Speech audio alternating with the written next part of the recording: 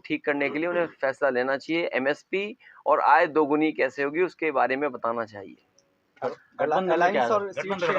तो ये तो बातें हो गई महत्वपूर्ण, और गठबंधन होगा और बहुत जल्दी आपके मुरादाबाद को क्या मिलेगा?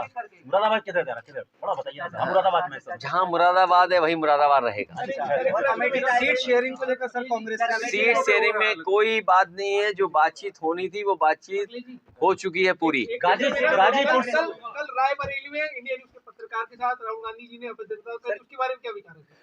मुझे जानकारी मिली और आप लोगों के माध्यम से मुझे जानकारी मिली है कि एक पत्रकार साथी के साथ, अरे मुरादाबाद वाले आप लोग क्यों सवाल पूछते हो? ये एक बार तो हमारे साथ भी हंगामा किया था आपने। एफआईआर तक बात पहुंच गई थी। तो अब उनसे दोस्त कोई बात हुई होगी तो उसको संभाला जाएगा और पत्रकार का पूरा सम्मान किया जाएगा। अमेठी रायबरेली क्या कांग्रेस की हिस्से में जाएगी? अमेठी और रायबरेली? अरे ये तो पुरानी बात है, ये तो हम लोग हमेशा ही करते हैं।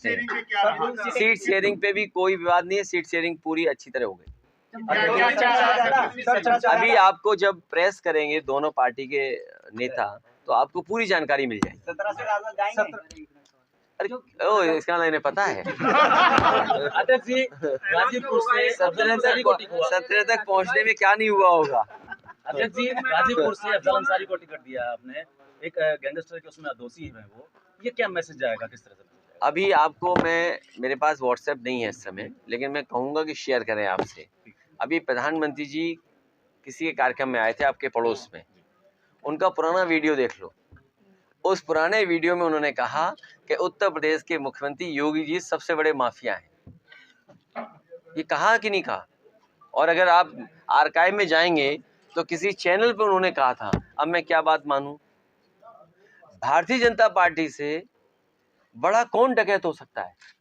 आपने देखा सीसीटीवी में कैसे वोट के साथ लूट हो गई। जो लोकतंत्र में बैलेट को लूट रहे हों, उनसे बड़ा कौन है लुटेरा? आपने सबने देखा। इसलिए जनता इस बार इनको सबक सिखाने वाली है। सुप्रीम कोर्ट ने न्याय दिया, हम बधाई देना चाहते हैं सुप्रीम कोर्ट को। और ये बात गांव गरीब तक पहुंच गई। जो बातचीत कोर्ट में हुई वो हिंदी में हुई, हिंदी में बात की गई, पूरी जमीन तक जाती है। पूरा देश जान गया है कि आज वोट लूटने का काम कोई कर रहा है तो वो भारतीय जनता पार्टी कर रही है। आप में से बहुत सारे साथी जानते होंगे, यूसुफ अंसारी साहब हमारे खड़े हैं। इतना वोट तो जीतने वाले कम लोग पाए होंगे, ये जीत करके हार गए, याद है आपको?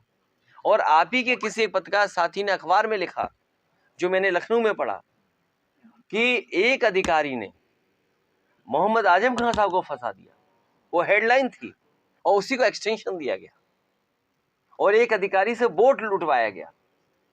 इसलिए सबसे बड़ी लोकतंत्र को लूटने वाली, लोकतंत्र को खत्म करने वाली पार्टी कोई है तो भारतीय जनता पार्टी है। ये भारतीय जनता पार्टी नहीं है, ये गिरोह है, ऑर्गेनाइज्ड, जो कुछ भी लूट सकता है, वोट भी लूट सकता है। राजा भैया से आपके प्रदेश अध्यक्ष मिले थे, क्या वो भी साथ आ सकते हैं? देखिए, प्रदेश अध्यक्ष ही इधर सभी लोगों से मिलने हैं जिनकी इच्छा है समाजवादी पार्टियों को वोट देने की।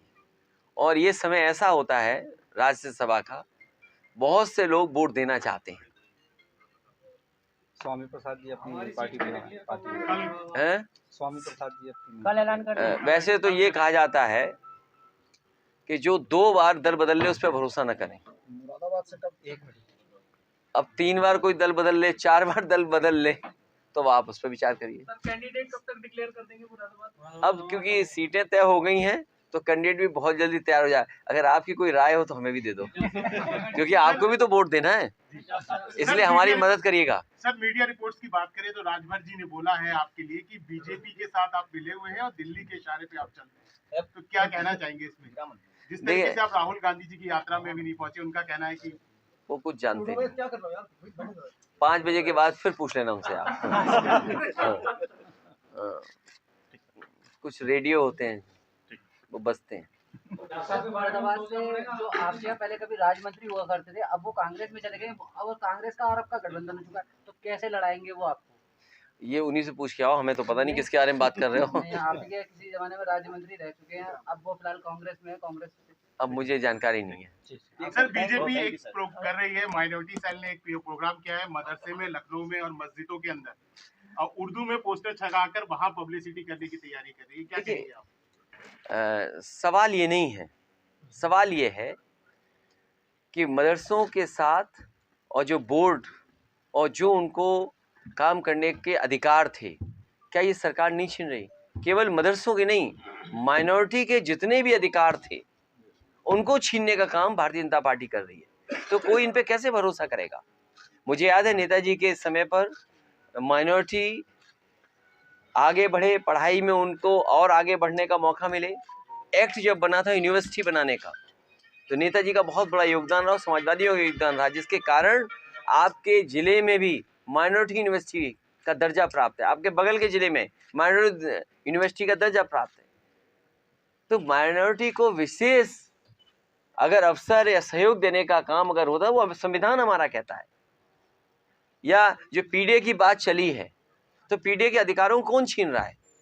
जो हमारे मुख्यमंत्री 46 में 56 बोलते थे, कभी आपने सवाल नहीं पूछा उनसे कि भाई 46 में 56 क्यों बता रहे हैं आप? आपको बताना चाहिए कि यूनिवर्सिटीज़ में वाइस चांसलर पीडीए के कितने हैं, नहीं बताएंगे वो। अगर वो वाइस चांसलर उनके अपॉइंट नहीं हुए पीडीए के, तो जो वो अपॉइंटमेंट्स दे रहे हैं वाइस चांसलर्स, उसमें पीडीए कहाँ होगा? पिछड़े, दलित और हमारे अल्पसंख्यक भाई।